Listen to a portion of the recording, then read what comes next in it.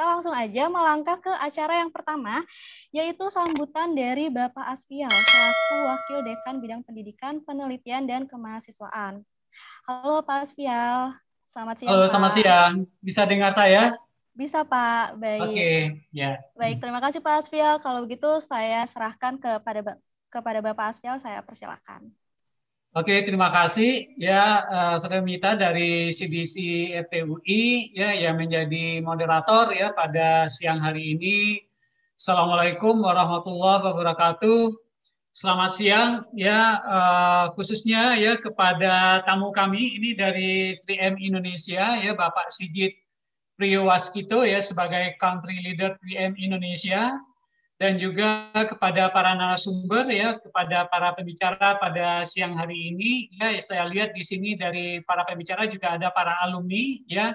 Terima kasih banyak ini ya, ada Bu Nelly Rahman tadi ya, kemudian ada Bapak Gali Aprianto, kemudian Mas Nur Rifki yang merupakan alumni ya dari FTUI ya tahun 94, kemudian angkatannya ya, ini angkatan ya bukan lulusnya ya. Kemudian Pak Gatot Pustoyo ya ini mesin 99 ya, kemudian Diandra Armini ya dari Teknik Kimia tahun 2011. Kemudian ada Fadila Herman ya ini mesin 2014 ya, kemudian Audi Subekti ya sebagai Ibu tadi ya, Ibu Audi Subekti ya sebagai Women Leadership Forum Leader 3M Indonesia. Dan juga Ibu Yanuarisa Karyani ya sebagai Country Human Resources Leader ya dari TM Indonesia. Terima kasih banyak tentunya juga kepada CDC FTUI yang digawangi oleh Pak Bradru Munir ya bersama tim di CDC yang sudah menyelenggarakan kegiatan ya sharing ya career sharing dan juga mentoring ya yang bekerjasama dengan 3M Indonesia. Salam sehat, salam sejahtera buat kita semua. Pertama kali permohonan maaf dari Pak Dekan FTUI ya Bapak Hendy DS Budiono ya tidak bisa join dengan kita pada siang hari ini karena memang dalam waktu yang bersamaan beliau juga ada kegiatan lain yang tidak bisa ditinggalkan, sehingga saya selaku wakil dekan ya di bidang akademik ya penelitian dan juga kemahasiswaan serta alumni Fakultas Teknik Universitas Indonesia mengucapkan selamat ya dan juga tentunya ya kepada para audiennya ya pada siang hari ini. Almost ini adalah audien kita itu adalah para mahasiswa-mahasiswa yang masih aktif, ini masih banyak ini mahasiswa yang saya lihat yang join di acara ini yang masih aktif ya, dan tentunya mungkin ya ada beberapa yang juga sudah selesai melakukan studinya di Fakultas Teknik UI khususnya, atau mungkin juga ada ya para peserta ya dari luar Fakultas Teknik Universitas Indonesia. Nah, tentunya ya acara ini acara yang sangat sangat berharga sekali khususnya ya kepada para lulusan-lulusan Fakultas Teknik khususnya ya yang mencari pekerjaan baru ya, job baru barangkali ya, terutama yang kemarin ini baru lulus ya. Karena kita baru wisuda ya bulan lalu ya untuk mahasiswa yang lulus di tahun atau di semester gasal 2020-2021. Nah, tentunya ya sharing dari para alumni ya dari teman-teman dari 3M Indonesia bagaimana karir di sana ya, berharap nanti juga teman-teman yang lain ya para alumni ya khususnya dari FTUI ataupun yang lainnya yang ikut pada siang hari ini bisa join tentunya ya di 3M Indonesia. Ini adalah sebagai satu sharing pengalaman ya, karena di sini saya lihat ada beberapa alumni ya yang juga menjadi narasumber di sini. Nah, tentunya yang sangat kami harapkan juga ya dari para narasumber tidak hanya sharing ya pengalaman ya experience-nya di 3M Indonesia, tetapi juga apa yang menjadi motivasi gitu ya untuk bisa berkarir ya atau mau berkarir di 3M Indonesia. Tentunya pasti ya ada sesuatu yang dalam tanda petik itu lebih gitu ya dibandingkan dengan company yang lain gitu ya yang menjadi spesifik ya dari 3M Indonesia, sehingga saya lihat di sini ya selain teman-teman yang menjadi narasumber ya pada siang hari ini, tetapi memang cukup banyak juga ya alumni-alumni FTUI yang memang berkarir di 3M Indonesia.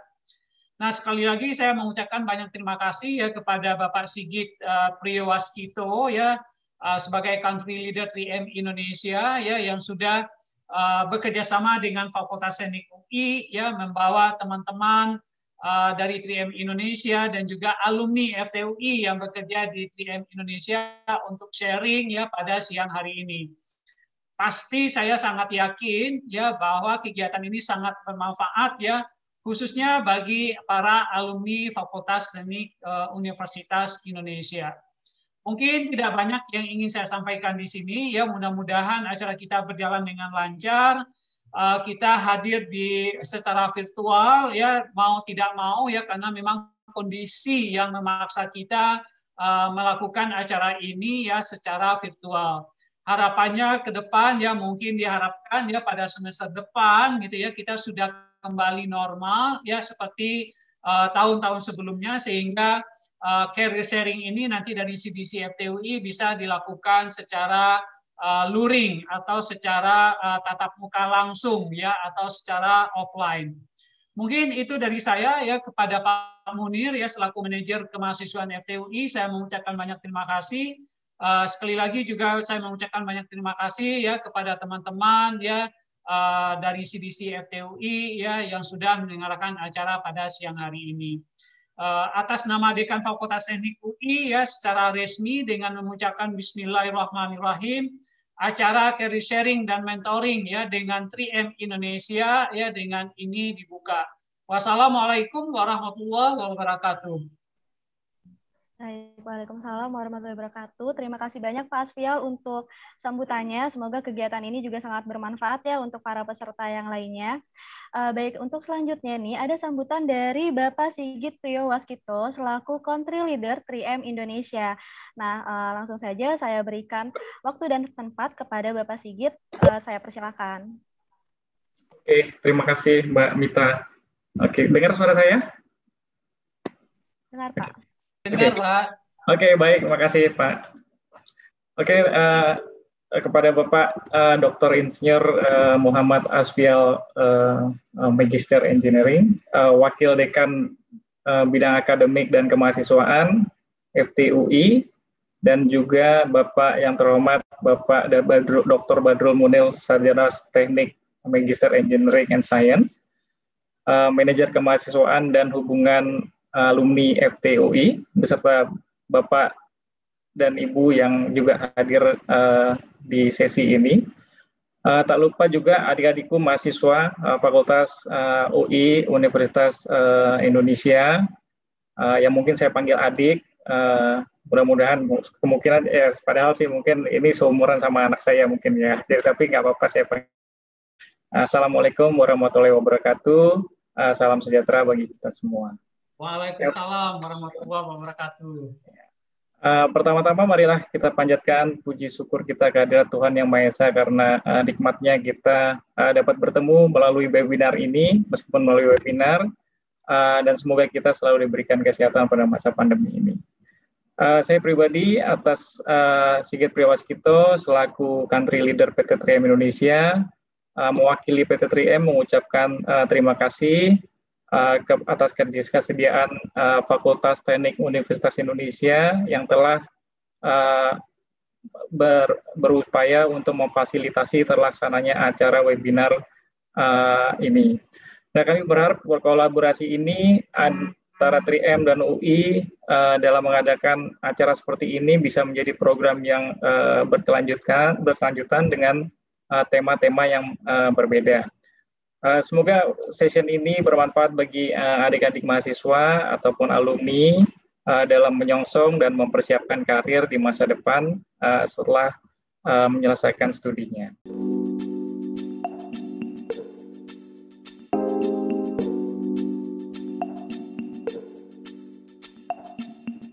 Kita langsung aja sambut penjelasan dari Ibu Nelly dan Bapak Galih yang akan menjelaskan tentang 3M teknologi itu sendiri. Halo Ibu Nelly dan Bapak Galih, apa sudah tersambung?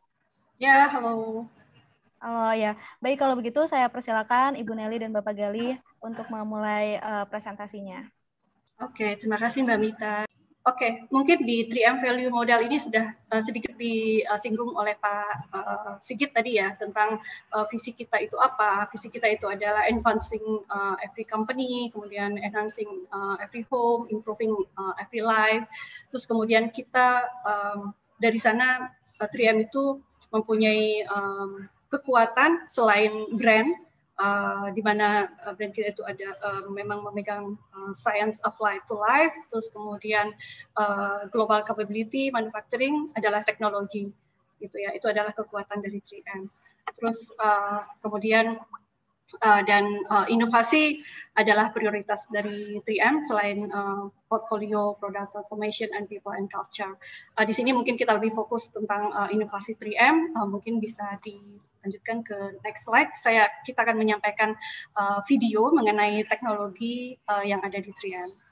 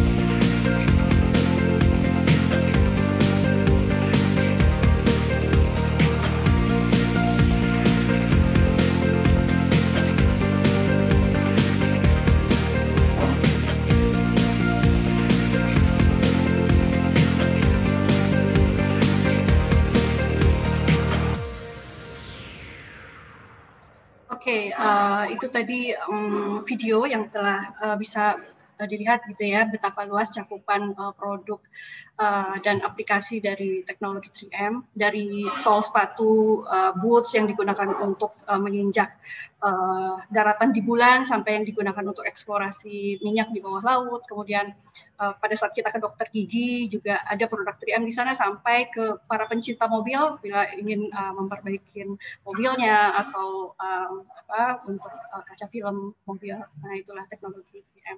Oke, next slide, Mbak. Nah, ini mungkin kalau pernah belajar mata kuliah kimia mungkin apa namanya table periodik gitu ya. Nah ini adalah table periodic table dari teknologi platform di 3M. Nah sebenarnya waktu saya masuk ini mungkin belum nyampe 50 dan saat ini sudah ada 51 elemen dari abrasif ke adhesif sampai ke skin and wound management and mechanical fastener. Nah, sebenarnya teknologi platform inilah yang kita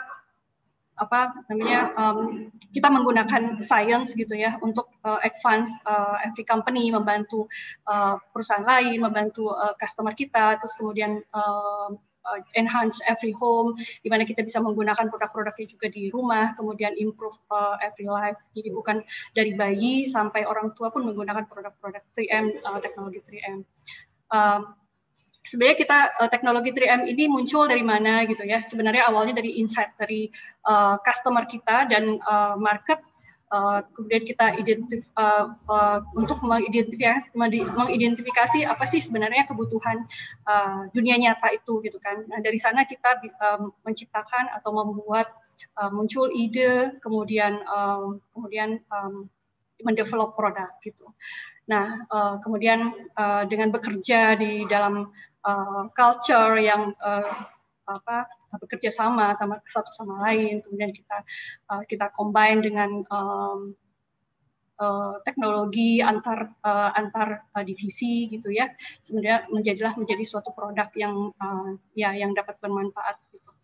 Nah, kemudian next slide. Oke, mungkin di sini kami hanya fokus kepada dua produk saja, dua teknologi gitu ya. Pertama teknologi adhesif, di mana 3M sendiri sebenarnya adhesif itu bukan hanya untuk support misalnya hanya untuk lem biasa gitu. Jadi sebenarnya teknologi adhesif itu bisa mensupport banyak divisi gitu, saling mensupport divisi lain. Hanya teknologinya menggunakan teknologi adhesif. Jadi adhesif itu digunakan untuk elektronik dan energi, kemudian di industrial, juga healthcare, safety and graphic, dan consumer. Nah, di mana jadi di adhesif ini, teknologi adhesif ini dari yang kekuatannya yang sangat soft gitu ya, yang bisa digunakan untuk memplester anak bayi pada saat diinfus saat sakit, sampai dia bisa menggantikan paku atau menggantikan skrup gitu sebagai struktural adhesif. Mungkin bisa dilihat di next slide. Nah, ya, ini jadi adhesif teknologi itu dari yang PSA sampai ke struktural adhesif. Jadi semua tergantung dari kebutuhan customer itu yang dibutuhkan adhesif jenis apa, kekuatannya berapa, kita telah siapkan di masing-masing produk adhesif di 3M. Oke, ini dari saya. Mungkin selanjutnya Galih bisa melanjutkan untuk abrasif. Terima kasih. Ya, terima kasih Mbak Nelly. Boleh di next Mbak Mita? Nah, untuk yang berikutnya kita akan coba sharing tentang elemen platform teknologi yang bernama Advanced Robotic. Nah, Advanced Robotic Processing ini adalah platform teknologi yang menggabungkan mechanical design, skill manipulation ya, biar robot bisa bergerak sesuai dengan perintah kita. Juga ada sensor di sana maupun dengan komputer control device. Nah, dalam perkembangannya sendiri 3M mengkategorikan untuk aplikasi otomasi ini ada dua, yaitu fixed automation ataupun yang flexible automation. Nah, untuk robotik ini ada di kategori flexible automation. Di 3M sendiri untuk produk unggulan dalam sistem robotik ini ada di adhesif ya, biasanya untuk dispensing liquid adhesif dan juga untuk abrasif. Nah, seperti kita ketahui tadi sudah disampaikan bahwa 3M itu sejarahnya dari batu. Nah, batu itulah yang awal muasalnya terciptanya produk abrasif. Jadi teknologi lama yang tadi disebut di abrasif ini kita akan combine dengan sesuai dengan perkembangan teknologi yaitu digital atau robotic system ini. Dalam kesempatan ini saya akan sharing sedikit tentang abrasif yang berkaitan dengan di robotic system. Boleh di next, Mbak?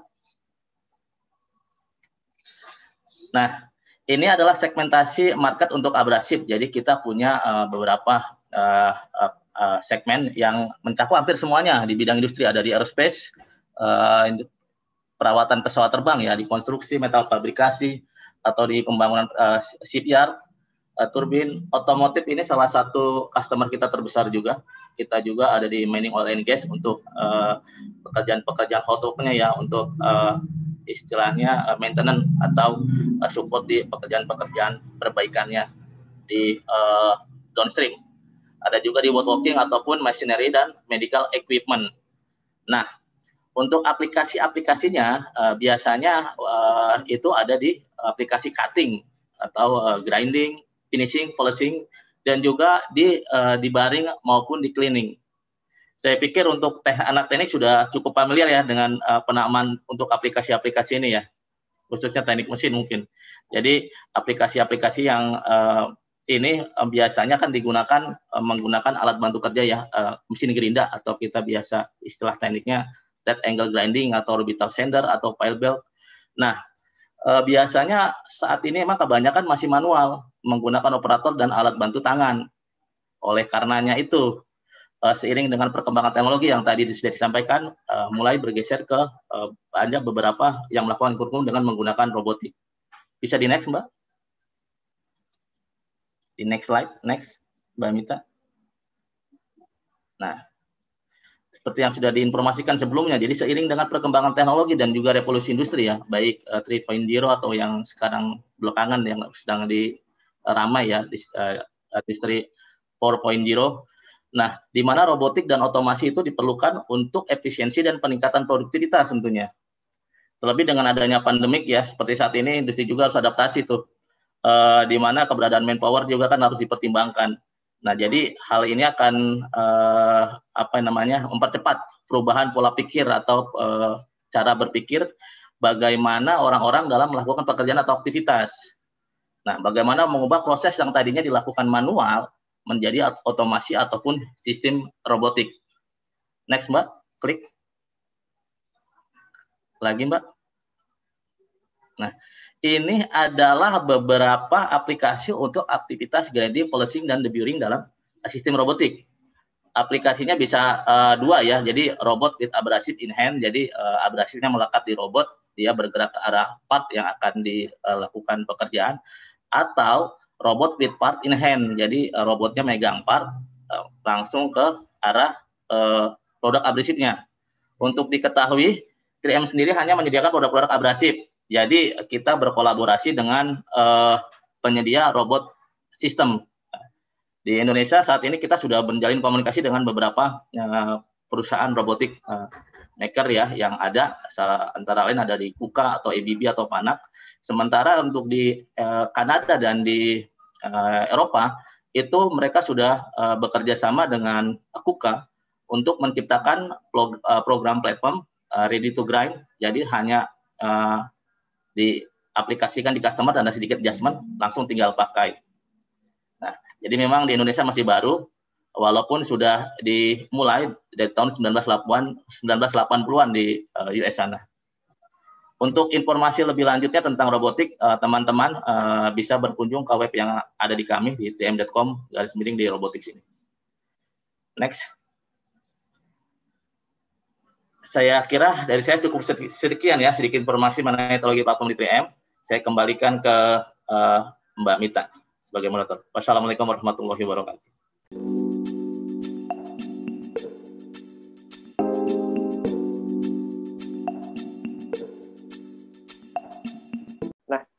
Jadi seperti yang tadi telah saya sebutkan di awal ya, bahwa pada hari ini kita kan berbicara tentang karir nih.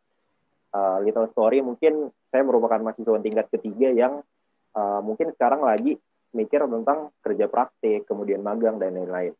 Tadi kalau saya lihat di partisipannya, ada yang alumni yang mungkin lagi sibuk memikirkan tentang karir ke depannya, atau bahkan ada mahasiswa baru nih yang mungkin masih mencoba meraba-raba tentang dunia karir. Nah, oleh karena itu, di sini saya pengen ngebahas soal karir ya, terutama mungkin kalau dari awal, saya pengen bahas dulu soal pertimbangan apa aja dalam memilih perusahaan atau pekerjaan yang cocok dan bagus untuk karir. Mungkin yang pertama, saya ingin ke Kak Dea dulu kali ya. Kak Dea, kira-kira apa sih Kak pertimbangan yang harus kita siapin nih untuk memilih perusahaan ataupun pekerjaan gitu yang cocok dan bagus untuk karir kita? Silakan, Kak. Halo, selamat pagi semua. Bisa dengar suaraku ya? Perkenalkan, panggil aja Dea sih, sebenarnya masih muda juga. Kalau untuk aku sih personal, kalau misalkan untuk memilih suatu perusahaan gitu ya, apalagi kita yang baru mau lulus atau baru lulus dan sedang mencari pekerjaan, pertama itu yang harus sesuai adalah visi misi kita dengan perusahaan. Jadi sebelum kita mulai apply, itu kita sebenarnya harus tahu nih background perusahaan ini tuh seperti apa sih. Apa yang kita cari juga dari diri kita. Misal visi misi dari dalam diri kita sendiri itu apa. Itu harus bisa selaras dengan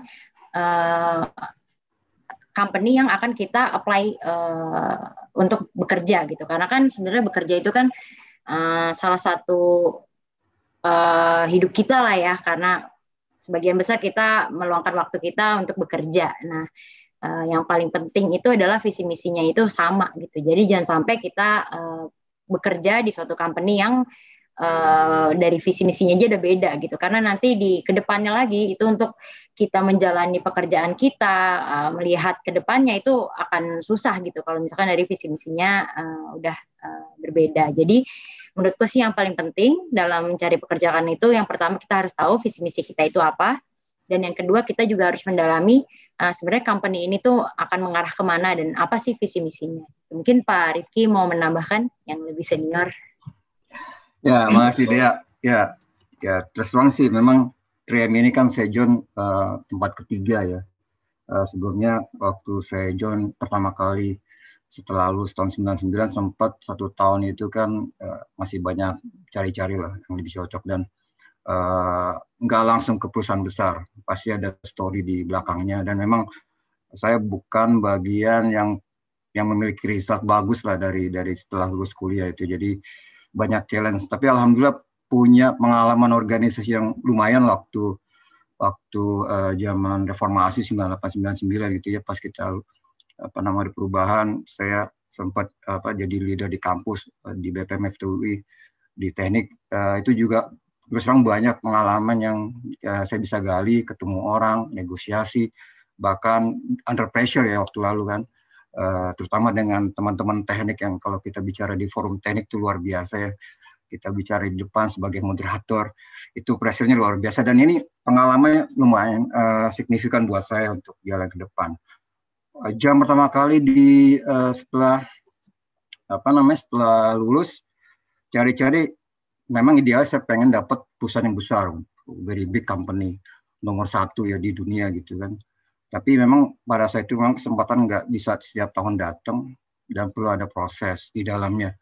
Jadi pada saat itu memang saya coba, pas kebetulan ada lowongan yang perusahaannya lumayan kecil tapi multinasional juga, Singapore based. Saya coba dulu karena memang saya belum dapat feel yang lebih besar lagi pada saat itu. Jadi saya join dulu 2 tahun karena merasa pada saat itu kesempatan baru dapat di small company. Tapi target saya ke depan seperti dia bilang, visi misi juga harus jelas. Dari kita memang paling nyaman adalah kita kerja di perusahaan yang besar, reputasi bagus gitu ya. Terus juga culture sama rule-nya juga jelas. Karena ini penting buat kita kalau sudah sampai berkarir di tempat yang kita udah decide untuk jam di situ gitu. Nah, ya 2 tahun jalan, terus baru dapat kesempatan di perusahaan nomor 1 kimia di dunia, BASF, dan itu juga saya juga rasakan blessing lah, alhamdulillah. Jadi nggak ada kebayang gitu ya, kesempatan itu datang. Dan kalau saya lihat memang karena pertama relationship dengan semua orang, ketika saya berkarir selama 2 tahun di awal, ketemu orang itu, relationship itu penting dan membuka jalan itu. Dan itu yang jadi dasar adalah pengalaman kita sebelumnya ketika jadi sales rep, bekerja di lapangan, terus cari order dari yang kecil sampai yang besar, itu banyak dinilai gitu sama semua orang. Dan semua perusahaan, apalagi yang besar, dia nggak melakukan buka lowongan setiap tahun itu. Kalaupun ada, rata-rata ada sifatnya manajemen trainee, ya. Manajemen trainee, dan itu pun sangat selektif. Persaingan sangat kental ya. Terutama bicara masalah background ya, misalkan IPK lah, bahasa Inggris harus baik lah. Nah, tinggal kita balik ke kita punya strength di mana gitu. Kalau yang jelas kita targetkan perusahaan besar ya, setidaknya multinasional company seperti 3M ya. Standar untuk bahasa juga itu udah harus ya. Ketika kita interview gitu, orang pasti nilai yang pertama adalah bahasa Inggrisnya bagaimana dan lain-lain. Ya untuk fresh graduate ya memang kalau menurut saya jalani dulu apa adanya gitu. Ketika ada lowongan coba dulu, nanti rezeki itu nggak ketukar lah istilahnya. Ketika kita udah mulai berusaha, orang akan nilai, dan coba baik ke semua orang, yang jaga relationship ke siapapun ya, dari yang level tinggi sampai level bawah, paling bawah pun. Itu one day mereka juga akan bantu kita. Ya, sementara itu dulu, Fauzan. Terima kasih. Oke, menarik nih, udah dapat banyak banget tadi, terutama kalau dari Kak Dea, dalam pertimbangan perusahaan tuh sesuai dengan visi misi kita, dan juga harus mendalami juga nih company-nya nih nanti mengarah kemana. Dan tadi ada tambahan dari Pak Rifki soal visi misi juga, dan juga tadi terakhir bilangnya jalani dulu aja, ada lowongan coba dulu, dan nanti bangun relationship. Oke. Mungkin pertanyaan selanjutnya ini masih nyambung sama yang sebelumnya. Tadi kan kita udah memilih nih pertimbangan untuk memilih perusahaan. Nah, selanjutnya persiapan apa aja sih yang harus kita persiapkan ketika kita ingin melamar gitu ke perusahaan, terutama mungkin perusahaan yang multinasional. Mungkin saya ingin ke Bapak Gatot terlebih dahulu. Bagaimana Pak kira-kira? Oke, baik. Jadi untuk masuk ke multinational company, sebetulnya tanpa rekan-rekan sadarin, adik-adik semuanya itu punya modal yang cukup bagus. Apa itu? Jaket kuning. Dengan jaket kuning insya Allah bukan hanya untuk melamar kerja. Untuk melamar anak gadis orang insya Allah akan diterima.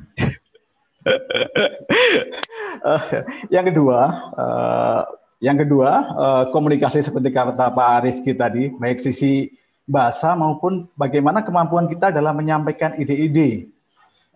Sebagai gambaran aja, karena saya itu lama di manufacturing, di perusahaan itu kalau secara struktur organisasi, mereka akan terdiri dari yang entry level paling bawah itu adalah di shop floor itu adalah operator. Operator itu biasanya dari anak-anak lulusan SMA. Yang kedua, leader. Leader itu biasanya terdiri dari operator-operator yang cukup pengalaman, bisa 5 tahun nanti mereka akan naik karirnya dari leader. Yang ketiga, mereka adalah foreman. Foreman itu biasanya diisi oleh anak-anak dari lulusan D3. Dan selanjutnya ada supervisor. Supervisor itu lulusan-lulusan sarjana itu pasti minimal akan di posisi di supervisor.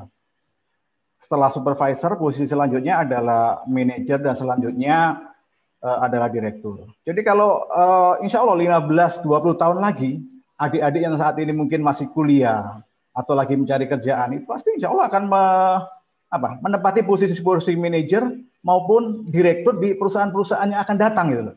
Tinggal ini aja, menunggu waktu 15-20 tahun kemudian insya Allah. Insya Allah seperti itu. Yang ketiga, persiapannya adalah ketika kita akan interview seperti itu, maka minimal kita mengetahui perusahaan tersebut, baik produknya, terus keunggulan produknya, karena ketika kita mengetahui karakter perusahaan tersebut, insya Allah ketika kita lagi interview, yang interview juga pasti akan mengapresiasi tentang pengetahuan kita.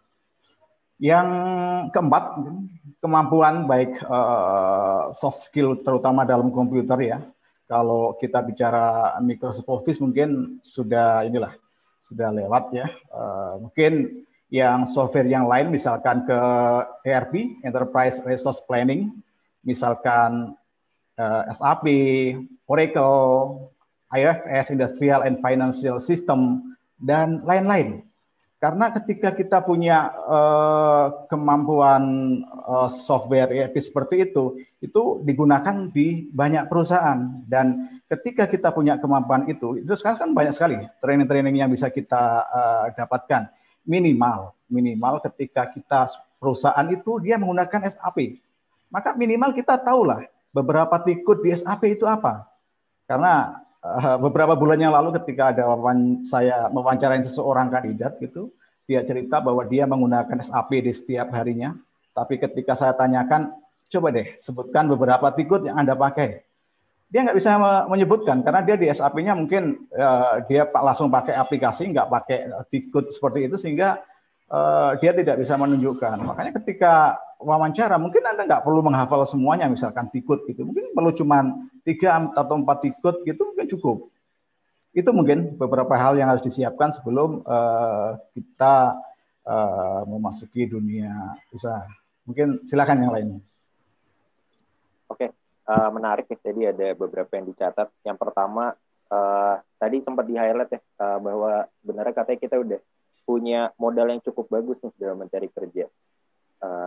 Terutama karena alma mater nih. Dan tadi juga sempat disebutkan beberapa poin, terutama tentang komunikasi, menyampaikan ide, kemudian mengetahui perusahaan yang kita lamar, dan juga soft skill, terutama dalam komputasi. Tadi disebut juga perihal ERP. Oke.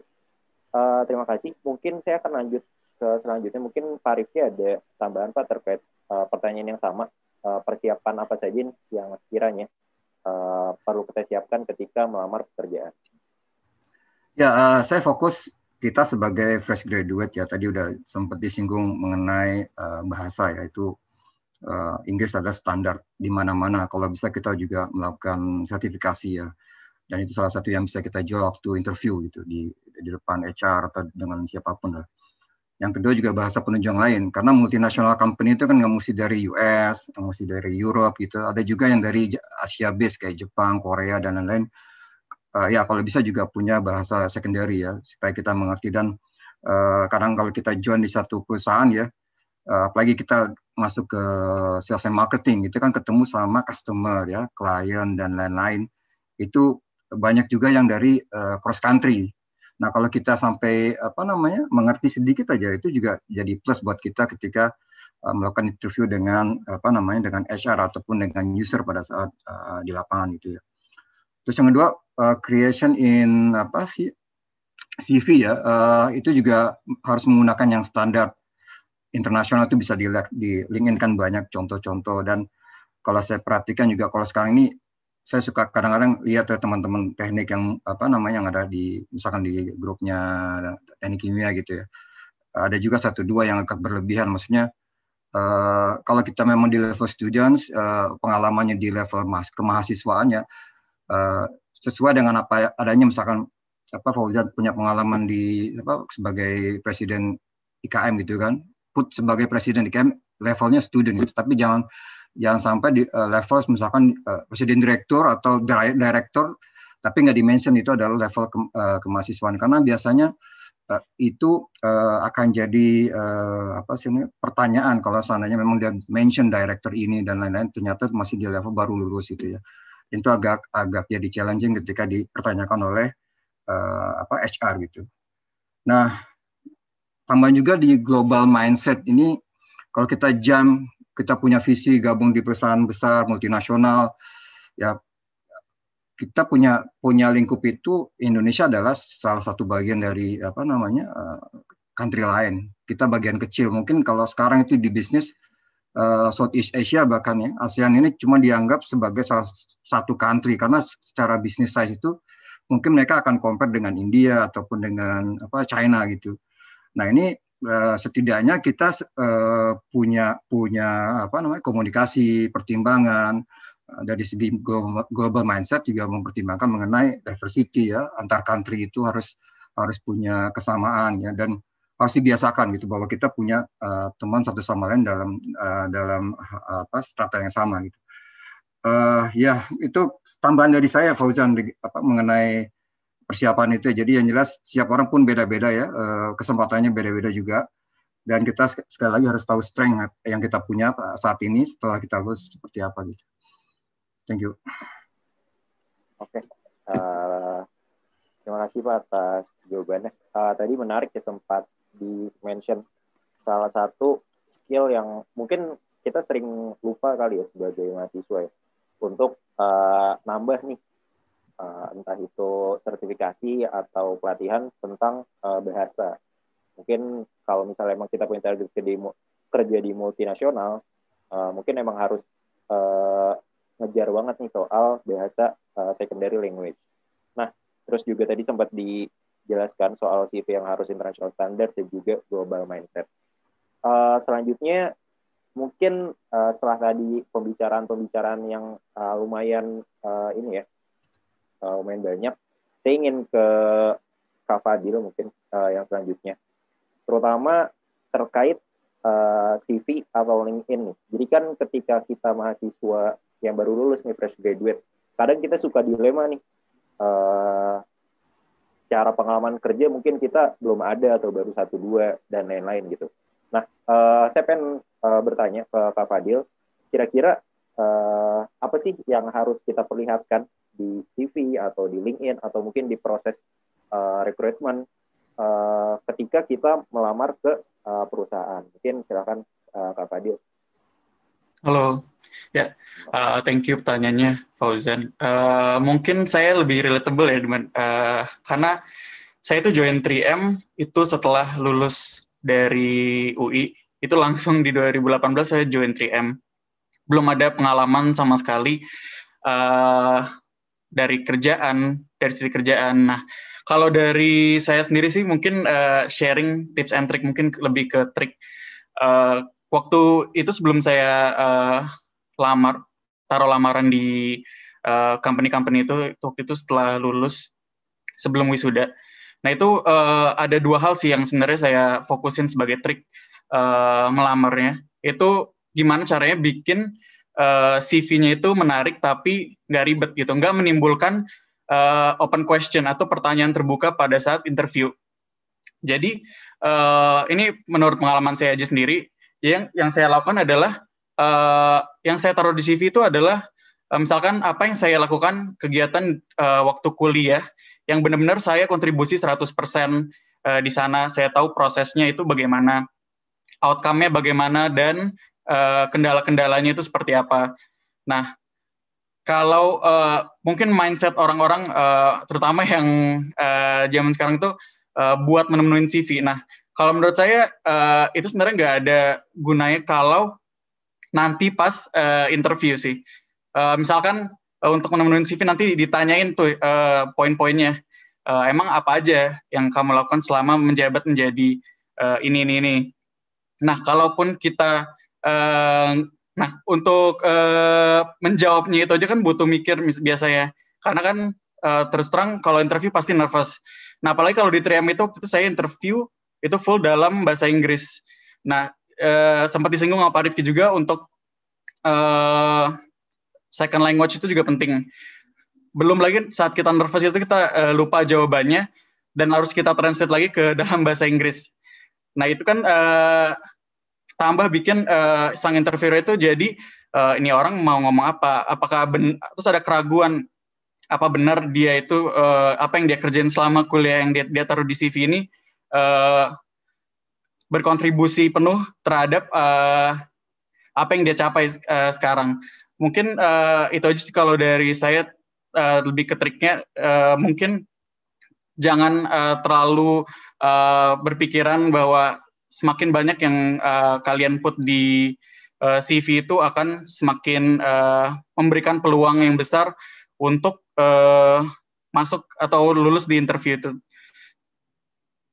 Itu aja sih. Terima kasih. Oke, terima kasih. Menarik banget ya. Sejujurnya insight baru, terutama mungkin buat mahasiswa-mahasiswa yang ada di sini nih. Karena emang biasanya mahasiswa berpikirannya supaya, udah CV yang penting banyak. Cari kemana-mana, ikut organisasi banyak banget sampai akhirnya nggak kepegang semuanya dan lain-lain gitu. Mungkin jadi pertimbangan juga ternyata dari tadi Kak Fadil, kalau misalnya yang penting adalah kita bisa menjelaskan nih terkait apa yang kita tuliskan di CV kita. Mungkin masih dalam pertanyaan yang sama, Kak Dea, mungkin apakah ada tambahan Kak terkait CV atau LinkedIn? Ya, kalau aku sih bener juga kata Mas Fadil, cuman sedikit menambahkan sih, mungkin tambahan soft skill yang kalian raih saat masih kuliah itu juga penting untuk mensupport pekerjaan yang akan kalian apply gitu. Jadi misalkan mungkin kalian pernah ekskul les Excel atau MATLAB atau SAP. Nah, tapi yang harus diperhatikan itu kalian harus benar-benar paham gitu, karena hal yang kalian taruh di CV itu yang pasti akan ditanyakan dan digali oleh interviewer kalian gitu. Jadi pastikan kalian semua udah memahami semua yang kalian input di CV gitu. Jadi jangan asal input tapi yang banyak, tapi semua yang kalian input itu kalian bisa mempertanggungjawabkan gitu. Jadi misalkan bahasa, kalian bisa bahasa, di-put aja, tapi yakinkan kalau kalian tuh emang bisa gitu, atau Excel dan MATLAB gitu, karena beberapa akhir ini aku lagi ada rekrutmen, terus saat aku interview tuh aku tanya soft skill mereka tuh banyak yang mereka hanya asal put gitu, misalkan Adobe Photoshop, pas aku tanya bisa edit apa, nah itu mereka bingung jawabnya. Nah itu menurut aku sih lebih baik kalian itu udah memahami dan menguasai soft skill yang kalian taruh di CV gitu. Gitu juga berlaku dengan organisasi atau achievement kalian yang kalian put gitu. Misalkan kalian ada biasanya apa ya, project kerja praktek itu kalian ngapain aja. Itu kan bisa kerja praktek kan kita punya satu report lah yang kita kerjakan saat 3 bulan itu. Nah itu pastikan kalian memahami itu gitu, karena kalau misalkan itu emang relate dengan pekerjaan kalian yang akan di-apply, itu pasti interviewer akan menanyakan hal itu. Dan kalau misalkan jawabnya ragu-ragu, itu akan menimbulkan banyak pertanyaan gitu, apakah CV ini benar semua atau enggak gitu. Jadi pastikan achievement kalian, soft skill yang kalian taruh, apapun itu kalian udah menguasai gitu dan bisa mempertanggungjawabkan di CV-nya.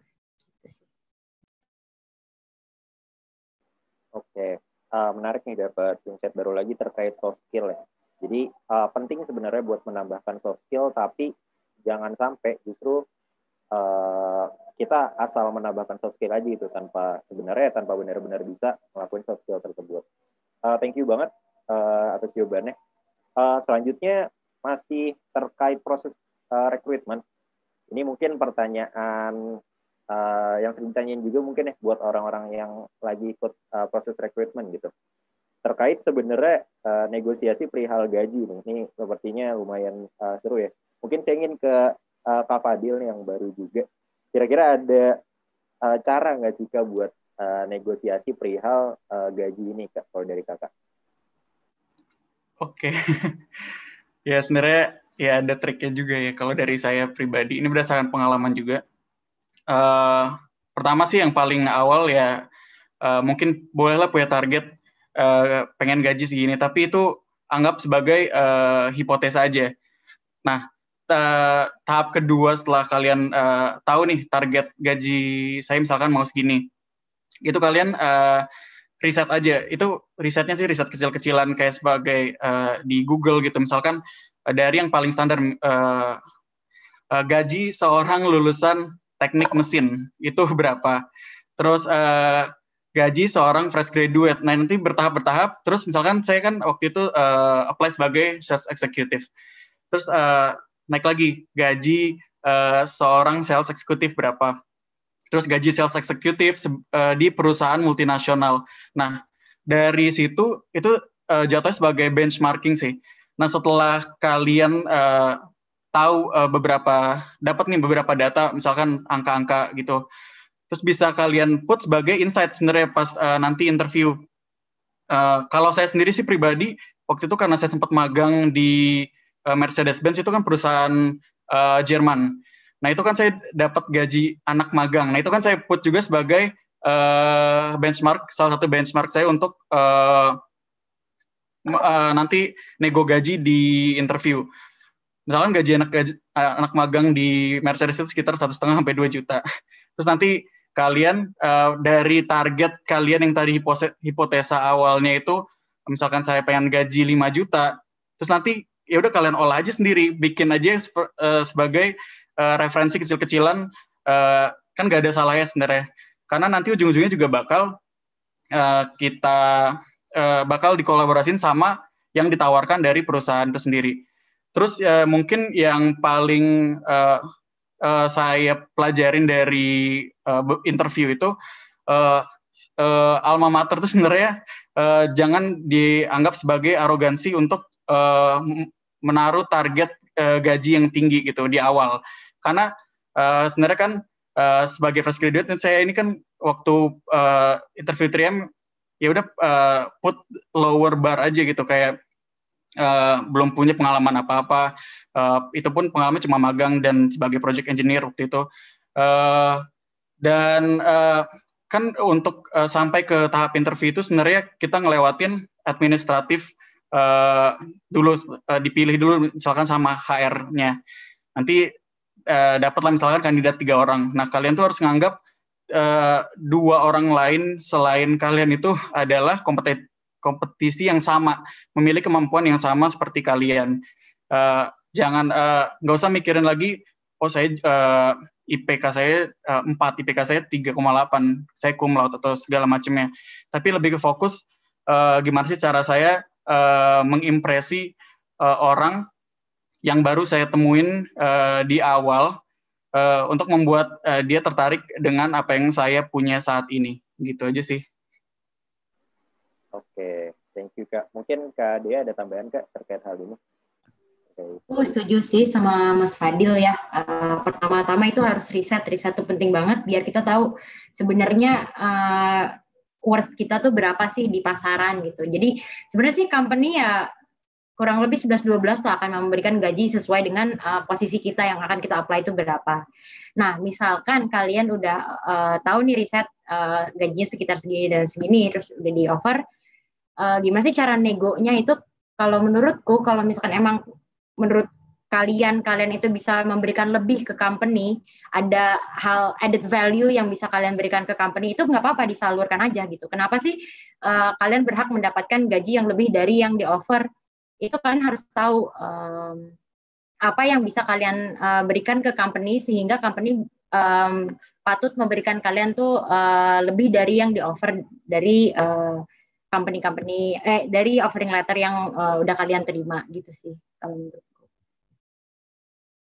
Oke, terima kasih atas jawabannya. Jadi setelah barusan nih kita udah masuk ke proses rekrutmen ya, mulai dari pemilihan perusahaan, kemudian sampai terakhir perihal gaji gitu. Mungkin sekarang kita udah masuk ke terkait pas kita lagi kerjanya nih. Mungkin saya ingin ke Pak Gatut ya, setelah ini terkait sebenarnya apa sih Pak yang seharusnya kita lakukan atau yang bisa kita lakukan untuk menempatkan diri nih pada suatu perusahaan supaya kita bisa jadi yang terbaik lah gitu. Mungkin Pak Gatut silakan Pak.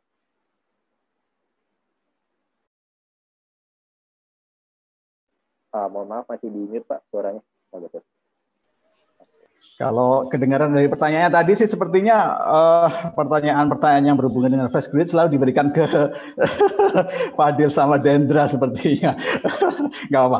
Jadi gini, bagaimana sih kita supaya jadi yang terbaik di sebuah perusahaan gitu ya. Menurutku sih yang pertama ya, buat planning pribadi. Dalam artian, apa sih yang mau kita capai dalam waktu 3 bulan, 6 bulan, atau 1 tahun ke depan. Jadi kalau kita punya planning, maka kita akan lebih mudah untuk mengevaluasi apakah yang kita planningkan itu bisa kita capai atau enggak.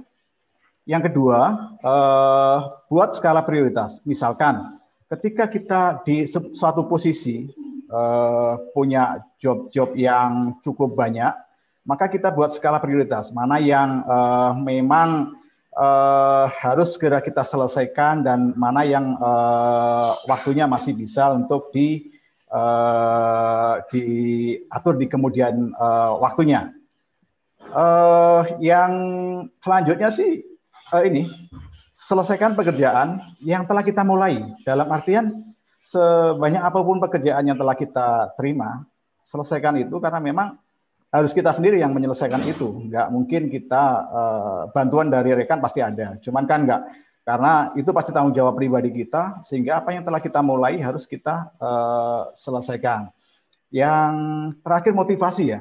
Dalam artian ketika kita punya motivasi yang cukup tinggi, maka insya Allah hasil pekerjaan kita juga akan cukup bagus, karena motivasi itu yang akan meningkatkan ritme dan semangat kita, sehingga ketika kita punya semangat yang bagus dalam pekerjaan, insya Allah di posisi itu kita akan bisa jadi yang terbaik. Mungkin itu dari saya. Oke, terima kasih Pak Gatot. Mungkin Kak Fadil ada tambahan Kak, ini supaya ada pandangan fresh grade juga nih Pak. Oke. Kalau saya sih, kayaknya sih kebanyakan kalau anak muda, kayaknya kebanyakan ngeluh ya. Biasanya kalau dikasih banyak kerjaan gitu, komplain sana sini di media sosial atau di mana gitu. Cuman kalau saya pribadi, kan karena saya, mungkin orang nanya gitu, kok lulusan teknik mesin kok jadi sales gitu. Kalau sebenarnya dari penjelasan sebelumnya dari Pak Gali sendiri itu, misalkan kan kita di sana tuh dijelaskan kalau ada beberapa divisi di 3M itu sendiri. Nah kalau kita sebagai karyawan internal itu sebenarnya kan kita bisa tahulah kalau dari divisi lain itu cara kerjanya bagaimana. Terus kita compare dengan apa yang kita kerjakan saat ini gitu di posisi yang kita jabat itu sekarang. Dari situ ya ambil aja baik dan buruknya. Yang buruk itu kita jadiin, kita balik jadi pelajaran aja. Mungkin yang kedua sih kalau dari saya, cara menempatkan yang terbaik itu ya belajar dari kesalahan aja sih. Kalau waktu awal-awal join 3M itu saya emang nggak punya pengalaman apa-apa, terus saya banyak ikut training atau mentoring dari karyawan yang lain seputar sales di bidang industrial itu seperti apa sih. Nah ternyata dari situ ketahuan kalau ternyata apa yang kita pelajari di kuliah itu sebagai engineer itu sebenarnya masuk ke berbagai divisi yang ada di 3M itu sendiri. Kalau saya kan sekarang itu pegang abrasif dan industrial adhesive and tapes, itu tadi dijelaskan oleh Pak Gali dan Bu Nelly. Nah kalau sedikit sharing aja, kalau dari abrasif itu mungkin yang teknik mesin pernah belajar yang namanya material teknik ataupun sistem dan proses manufacturing. Nah sebenarnya itu berkaitan dengan itu, karena untuk misalkan dalam melakukan kerjaan sales itu ada yang namanya product selection untuk market segment berdasarkan perusahaan-perusahaan industri yang kita jual gitu. Nah dari situ misalkan kita bisa dari yang pelajaran-pelajaran yang misalkan material teknik itu kita aplikasikan ke penjualan kita. Dari situ sih sebenarnya banyak hal yang bisa dipelajarin buat improvement ke depannya. Benar kata Pak Gatot juga sih, kalau emang kalian itu harus punya planning di awal. Misalkan saya mau stay di 3M itu untuk 3-5 tahun ke depan. Nah, dalam 3-5 tahun itu pengen jadi apa aja. Misalkan targetnya, dalam 2 tahun lagi saya harus naik jadi DVET misalkan contohnya. Atau dalam 1 tahun ke depan saya mau nyoba deh jadi application engineer itu gimana. Nah, kalau berangkat dari target itu sendiri, insya Allah mudah-mudahan ke depannya sih bakal lancar-lancar aja. Oke, menarik banget ya tadi bahasannya. Mungkin untuk mempersingkat waktu juga, jadi setelah ini ada pertanyaan terakhir, jadi mungkin kalau nanti Bapak atau Kakak mau sekalian closing statement juga dipersilahkan, jadi sekalian closing statement aja. Mungkin saya ingin ke Pak Rifki dulu. Pertanyaannya ini sih Pak, mungkin untuk orang-orang yang baru berada di dunia pekerjaan, mungkin kita butuh nih tips-tips untuk berkarir gitu, supaya sukses. Entah itu misalnya ngebuat perencanaannya tuh gimana caranya gitu dalam 5 tahun ke depan, 10 tahun ke depan, 15 tahun ke depan, dan lain-lain. Mungkin Pak Rifki ada tanggapan Pak, silakan. Ya, terima kasih Fauzan. Jadi ya Ya, sebelum ke pertanyaan itu, kita pastikan dulu ya, waktu kita join satu company, pastikan during interview itu kita dapat informasi dari HR atau usernya bahwa perusahaan tersebut memiliki jenjang karir yang jelas ya. Tadi Mas Gatut bilang ada yang namanya, misalkan kita join sebagai fresh graduate, ya, setelah itu ada level experience, sampai ke level managerial, terus sampai direktur, dan itu kan perlu proses ya, perlu proses dan perlu belajar. Nah, belajar ini juga ada satu perusahaan yang memprovide fasilitas ya untuk employee supaya bisa belajar. Nah, kalau di 3M itu kita bahkan setiap 2 minggu atau setiap 2 bulan, setiap bulan ada namanya learning gitu. Jadi semua leader itu dikasih kesempatan untuk bisa present, membagi materi yang sifatnya soft skill juga ya. Dan ini juga kadang-kadang kita dapat dari eksternal. Nah, tujuan adalah untuk build up kita punya capability ya. Nah, dari situ kan baru kita dapat feeling minat kita bagaimana, passion kita bagaimana, dan kita enjoy atau enggak di satu perusahaan itu. Itu paling penting. Kalau kita nggak enjoy atau dipaksakan, jadi kan setiap hari kita kerja juga nggak happy ya. Nah, pada saat bicara passion, setiap orang punya perbedaan. Ada yang nyaman dengan sebagai sales ya, ada juga yang nyaman sebagai di level production, di manufacture atau warehouse ya. Setiap orang itu punya visi yang beda-beda. Selama kita enjoy, happy, let's do it. Nah, itu juga baru dari sana kita sudah bicara to plan ya, dari 5 tahun, 10 tahun. Nah, sekali lagi itu perlu pembelajaran.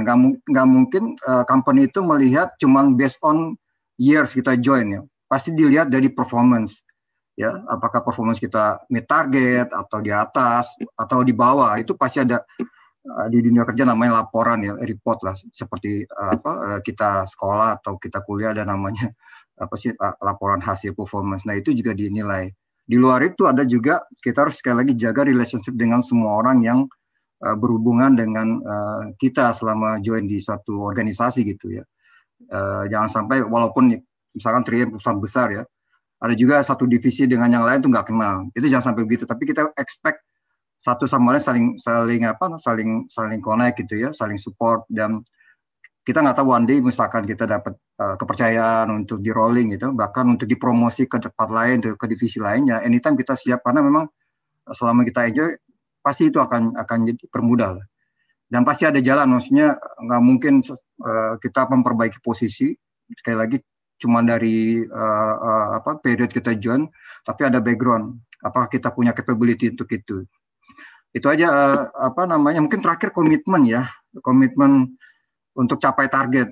Ini kan kadang-kadang juga di tim saya misalkan, kan kita tuh kerja kan fleksibel ya, remote, apalagi selama pandemik gini kan, beda sama waktu sebelum pandemik. Kepercayaan dan komitmen itu bisa dilihat waktu setiap kali kita weekly meeting dengan tim ya. Apakah setiap kali dia online atau visiting customer, itu kita bisa lihat apakah reportingnya bagus. Nah, itu jadi bagian sebagai pembelajaran kita, penilaian kita untuk memperbaiki karir selama periode tertentu gitu. Dan nggak usah khawatir, pasti satu perusahaan besar ya, itu juga akan menilai. Ada saatnya dengan dasar kita bagus, bahkan melebihi target, pasti dinilai oleh perusahaan untuk memperbaiki kita punya level atau benefit yang lain gitu. Ya, begitu Fauzan. Terima kasih. Oke, terima kasih Pak Rizky atas sharing-sharingnya. Mungkin selanjutnya saya ingin ke Pak Gatut terlebih dahulu, Pak. Bagaimana Pak? Apakah ada tanggapannya soal perencanaan karir dan juga tips-tips untuk sukses berkarir, Pak? Ini belum di-unmute, sorry. Kalau dari saya sih memang karir di sebuah perusahaan, karena saya di 3M itu sudah hampir 17 tahun. Memang menurut saya sih yang pertama, kalau kita mencintai kerjaan kita, insya Allah semuanya akan punya sebagai motivasi awal yang cukup bagus, atau memberikan motivasi ke kita untuk tetap berkarir di perusahaan tersebut. Jadi kita cintai pekerjaan kita dengan sebaik-baiknya, maka di hari-hari itu pasti akan banyak kemudahan. Yang kedua, ya seperti kata Pak Arif kita dibilang, bangunlah daya saing yang kuat, karena di setiap waktu itu pasti akan selalu berkembang, baik tugas, terus tantangan itu pasti akan selalu berkembang. Dan bagaimana kita bisa menghadapi itu kalau kita tidak pernah mengasah kemampuan kita. Makanya kemampuan kita atau daya saing kita harus selalu kita tingkatkan. Yang terakhir mungkin kemampuan menempatkan diri, dalam artian dunia kerja pasti berbeda dengan dunia kuliah. Maka di situ banyak sekali hal-hal yang selama ini nggak pernah kita pikirkan, nggak pernah kita hadapi, tapi di kerjaan itu akan selalu ada dan selalu ada, karena tantangan itu pasti akan muncul di setiap saat. Nggak mungkin kita bekerja hanya dengan kondisi yang sama dengan kemarin saja, karena pasti akan tantangan baru akan selalu muncul. Itu mungkin kalau tadi dibilang closing statement-nya mungkin sekalian saja. Jadi ya kepada semuanya, jadi tidak usah terlalu takut menghadapi dunia kerja. Insya Allah seperti saya bilang di awal tadi, Anda nanti yang akan jadi manajer maupun direktur di 15 tahun atau 20 tahun ke depan, insya Allah. Baik, cukup. Silakan, Pak. Baik, terima kasih Pak Gatot. Saya beri kesempatan dulu mungkin dari Kak Dea atau Kak Fadil, apakah ingin ada closing statement untuk peserta pada hari ini? Cukup ya? Oke, kalau gitu hadirin sekalian, barusan kita mendapatkan banyak ilmu nih dari keempat pembicara kita, dari Kak Dea, Kak Fadil, Pak Gatot, dan juga Pak Rifki, tentang pengembangan karir. Mungkin saya mengutip beberapa poin di akhir tadi, bahwa ketika kita udah masuk ke dunia kerja, penting untuk mencintai pekerjaan kita, membangun passion kita di sana, membangun relasi, kemudian berkomitmen, membangun daya saing, dan juga penting untuk memiliki kemampuan untuk menempatkan diri kita di pekerjaan. Mungkin untuk sesi talk show, saya cukupkan di sini saja. Terima kasih untuk yang sudah mendengarkan, dan terima kasih juga kepada 4 pembicara yang sudah sharing-sharing pada siang hari ini. Semoga kita semua mendapatkan ilmu yang banyak pada siang hari ini.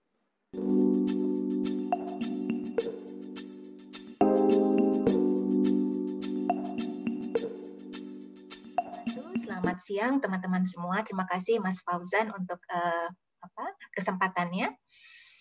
Boleh di-show slide ya. Jadi saya Audi Subekti, saya Country Women Leadership Forum Leader buat 3M Indonesia. Dan di sini saya akan sharing tentang the power of diversity, equity, and inclusion. Kalau mau tahu apa sih itu diversity, equity, and inclusion, next slide please. Nah, ini masing-masing kata ya definisinya. Diversity, kita sama-sama tahu. Every individual is unique gitu ya. Masing-masing mempunyai perbedaan gitu. Ada race, gender, ethnic, sexual orientation, kemudian ada education background, ada experience gitu ya. Walaupun sesama FTI kan berbeda-beda gitu. Saya sendiri teknik kimia misalnya. Di sini ada teknik industri juga, ada teknik mesin dan lain-lain. Nah, semua different. Masing-masing mempunyai strength masing-masing. Nah, kalau equity itu apa? Kalau equity di sini adalah garanti fair treatment, access, opportunity, sama advancement.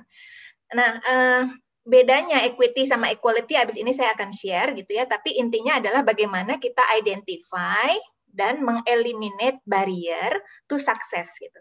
Jadi semua orang punya kesempatan untuk sukses gitu ya. Nah, di sini kita mengadres bariernya, kemudian bagaimana kita membuat individu tersebut menjadi sukses. Untuk inclusion tadi Pak Sigit sudah mention berkali-kali gitu ya mengenai inclusivity gitu. Setiap orang harus merasa terlibat, punya ownership gitu ya, dan mempunyai kesempatan yang sama dan berkontribusi di dalam organisasi. Itu kira-kira dari sisi definisi. Next. Nah, ini yang saya mau jelaskan mengenai perbedaan antara equity dengan equality. Gitu. Jadi kalau misalnya equity sama equality kan kesannya sama gitu ya, sama. Kemudian kayak sinonim gitu, tapi sebenarnya kedua kata ini mempunyai perbedaan yang sangat esensial. Apa itu perbedaannya? Kalau equality kita lihat yang sebelah kiri gitu. Semua orang di-treat the same gitu. Padahal masing-masing orang itu mempunyai kebutuhan yang berbeda gitu. Kalau kita lihat di sini semua dikasih box yang sama, padahal untuk yang berbaju ungu gitu, itu membutuhkan mungkin 2 box untuk bisa menonton pertandingan tersebut gitu. Giving the equal treatment itu enggak menjamin semua orang bisa menonton pertunjukan tadi. Oleh karena itu kita harus punya yang namanya equity gitu ya, di mana di sini diidentifikasi kebutuhan setiap orang kan berbeda. Diidentifikasi kebutuhannya apa, kemudian di-equip untuk bisa sama-sama menikmati pertandingan, misalnya dalam hal ini ya. Jadi tahu ya sekarang perbedaan antara equity sama equality. Equity itu lebih advance. Next. Nah, ini ada gambaran juga mengenai diversity, equity, and inclusion. Kalau misalnya di sebelah kiri itu, kalau misalnya let's say kita ada dalam satu ruang. Kalau diversity adalah siapa aja sih yang ada dalam ruangan ini, gitu ya. Kemudian equity itu siapa yang mau masuk ke dalam ruangan ini tapi belum bisa masuk ke dalam ruangan ini. Atau siapa yang di dalam ruangan ini mau melakukan sesuatu tapi tidak bisa, gitu ya. Jadi itu harus diidentifikasi bariernya. Dan yang terakhir adalah apakah semua suara yang ada di dalam ruangan ini sudah didengarkan? Apakah semua orang dalam ruangan ini mempunyai kontribusi gitu ya, diberi kesempatan untuk berkontribusi. That's about DEI gitu. Kemudian kalau kita lihat lagi di sebelah kanan, ini merupakan satu kesatuan. Inclusion melibatkan semua orang gitu ya. Jadi semua orang merasa being there and being appreciate gitu ya. Kemudian kalau equity tadi, sistem atau proses untuk mengevaluasi, mengidentifikasi, eliminate barrier. Jadi semua orang bisa berkontribusi gitu. Nah, diversity itu adalah sebenarnya juga merupakan bagian dari itu. Kalau nggak ada inclusion, nggak ada equity, orang mana mau bekerja di situ gitu kan ya. Dengan adanya 3 poin ini, maka orang mau bekerja, mau join dan bertahan di satu company gitu. Jadi kalau ditanya saya udah bertahan berapa lama? Bertahan 15 tahun. Jadi di 3M saya udah 15 tahun gitu ya, mulai dari technical spesialis sampai sekarang ya menempati posisi yang saya tempati saat ini. Next. Nah, kalau lihat di sini diversity, equity, and inclusion, it's very important for an organization. Kenapa? Karena dengan adanya diversity, misalnya, itu ada greater potential untuk lebih inovatif, lebih kreatif, gitu. Ya. Kemudian di sini juga diperlihatkan bahwa dengan adanya diversity, inclusion, gitu, itu increase profitability, creativity, gitu, stronger governance, dan juga kalau misalnya kita ada permasalahan itu semua bisa memberikan ide dan kita bisa come up dengan idea how to solve the problem, gitu. Jadi itu benar-benar penting. Kemudian di zaman COVID saat ini, gitu ya, ditemukan bahwa dengan adanya diversity and inclusion dan tentunya equity untuk memberikan atau empower everybody within organization gitu ya untuk berkontribusi, itu bisa menyelesaikan banyak permasalahan gitu. Dan tentunya itu yang dibutuhkan saat ini. Kenapa dibutuhkan saat ini? Karena ini memang zamannya kita butuh yang namanya resilient, agility. Bagaimana kita bisa bertahan di waktu yang sulit gitu ya. Jadi saya harap teman-teman di sini juga bisa menanamkan DEI gitu ya di dalam segala yang kita lakukan gitu, karena memang itu harus mulai dari kita untuk membuat environment yang mempunyai diversity, equity, and inclusivity. Next. Nah, di 3M itu sangat value diversity, equity, and inclusion gitu ya. Menurut 3M, diversity itu adalah competitive advantage gitu. Jadi bagaimana creativity, new ideas itu bisa keluar, dan itu adalah untuk memberikan service yang lebih baik gitu ya ke customer around the world gitu. Apakah itu customer itu sebagai end user ataupun juga terhadap supplier dan juga channel partner gitu ya. Dan bahkan misalnya saya sendiri saat ini juga menempati posisi sebagai country government affairs leader gitu. Bagaimana kita berkoordinasi dengan pemerintah misalnya. Jadi diversity itu memang sangat memberikan added value buat satu organisasi. Equity di 3M kita invest in our community, gitu ya. Jadi 3M invest $50 juta untuk yaitu empower the community untuk high quality education, gitu ya, terutama untuk grup-grup yang minoritas atau grup-grup yang memang punya keterbatasan gitu, terutama di bidang ini science, teknologi, engineering dan matematik gitu ya. Jadi teman-teman di FTUI benar-benar tepat nih kalau join 3M karena memang company kita memang company yang mengutamakan inovasi dengan strength-nya itu adalah di science, teknologi, engineering dan mathematics. Jadi sesuai dengan itu ya logonya 3M Science Apply to Life. Jadi you cannot be 3 meters away from 3M product. Next, inclusion.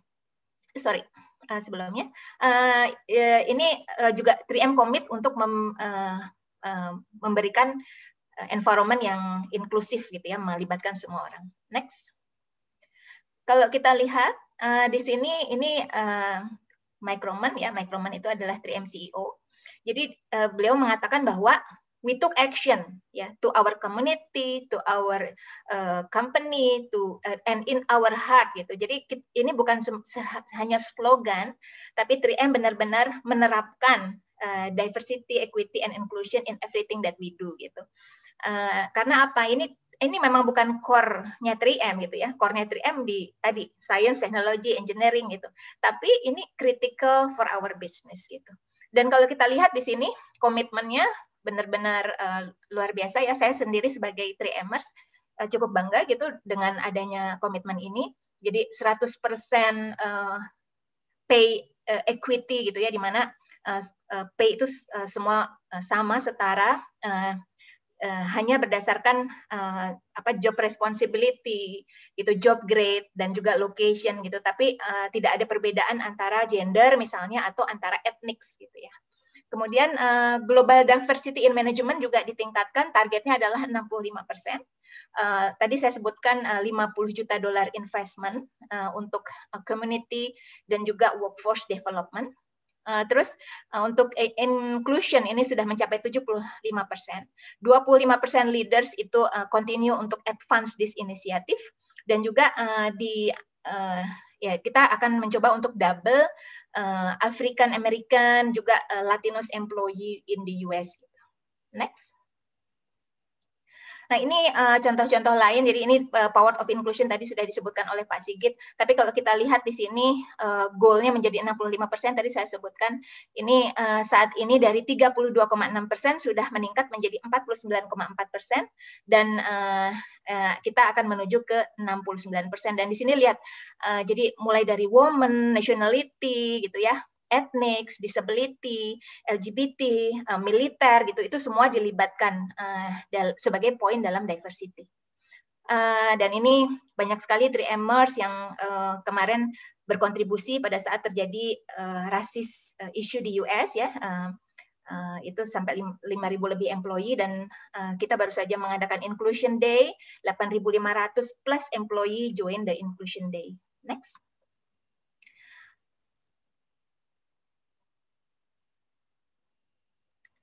Nah, ini juga ada yang namanya Employee Resource Network. Di Employee Resource Network ini kita punya banyak sekali grup-grup gitu ya, di mana kita bisa mendiskus segala isu related to IRN ini. Jadi mulai dari African American, ada yang Latinos, ada yang disability, military, new employee gitu ya. New employee, teman-teman kalau join 3M pasti join New Employee Opportunity Network, di mana kita akan equip teman-teman supaya teman-teman tidak merasa bahwa as a newcomers gitu. Ya, jadi equip supaya bisa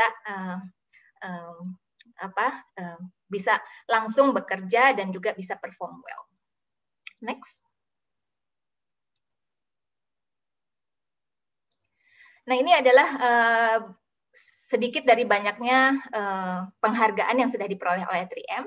Jadi penghargaannya banyak, mulai dari ini ya, Catalyst Award, ini untuk yang Accelerating Women Leadership, ada yang buat Disability Equality Index, ada yang buat Corporate Equality Index ya, ini mengenai Human Rights Campaign, ada yang untuk Recognize Blind, jadi kita juga mengequip supaya orang-orang yang punya kelemahan ya, apakah itu buta ataupun keterbatasan anggota tubuh, itu tetap bisa perform well in our organization.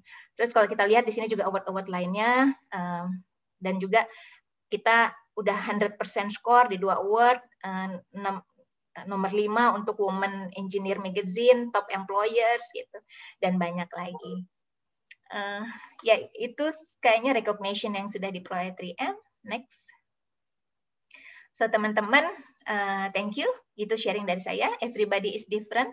Be yourself gitu ya, karena each of us itu punya strength, dan ya we welcome you gitu ya kalau misalnya nanti teman-teman di sini ada yang join di 3M. Thank you, Mas Fauzan.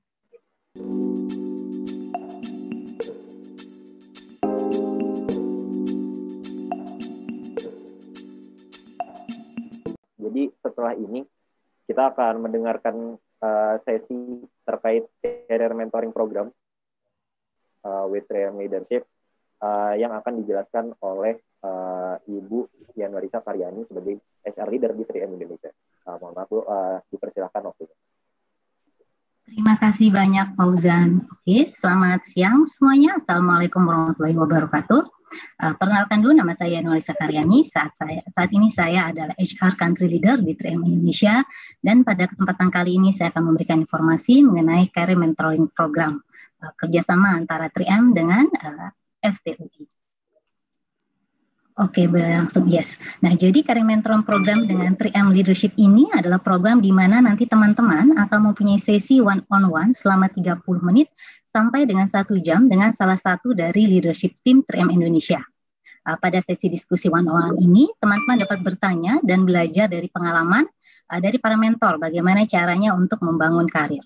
Program ini terbatas hanya untuk 24 mahasiswa saja, dan pendaftaran akan dibuka mulai hari ini sampai nanti tanggal 12 April.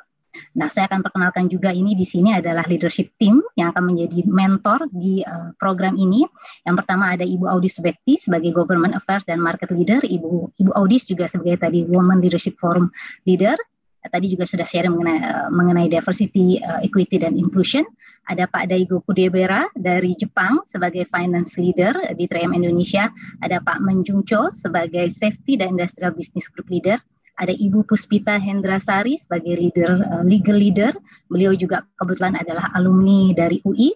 Ada Ibu Salome Cahya sebagai Consumer Business Group Leader, ada Pak Sigit Priyowaskito sebagai Country Leader, tadi juga kita sudah dengar dan bertemu dengan Pak Sigit, ada Pak Vaibhav Gupta dari India sebagai Healthcare Business Group Leader, dan ada saya juga yang akan menjadi mentor, saya sebagai Human Resource Leader, kebetulan saya juga adalah alumni dari UI. Boleh next?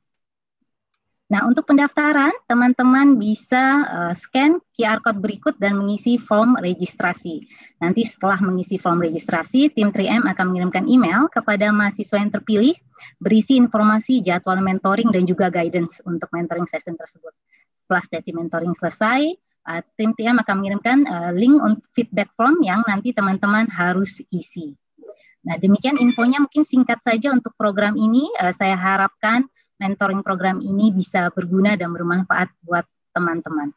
Jangan lupa sudah bisa mulai registrasi mulai hari ini. Nanti akan diinformasikan 24 mahasiswa yang terpilih untuk mengikuti program mentoring bersama dengan 3M Leadership Team. Terima kasih Fauzan. Mungkin itu saja dari saya. Saya pamit undur diri. Mohon maaf atas segala kesalahan selama acara ini. Kurang lebihnya mohon maaf. Terima kasih. Wassalamualaikum warahmatullahi wabarakatuh. Saya kembalikan ke MC Kanita. Terima kasih kepada para pembicara dari 3M Indonesia. Terima kasih banyak ibu-ibu dan bapak-bapak dan juga kakak-kakak yang sudah sharing pada kesempatan kali ini. Sangat menarik materinya dan juga informatif ya. Semoga kedepannya 3M Indonesia dan CDC FTUI bisa terus bekerja sama. Terima kasih banyak. Akhir kata saya ucapkan terima kasih. Saya tutup webinar pada sore hari ini. Wassalamualaikum warahmatullahi wabarakatuh.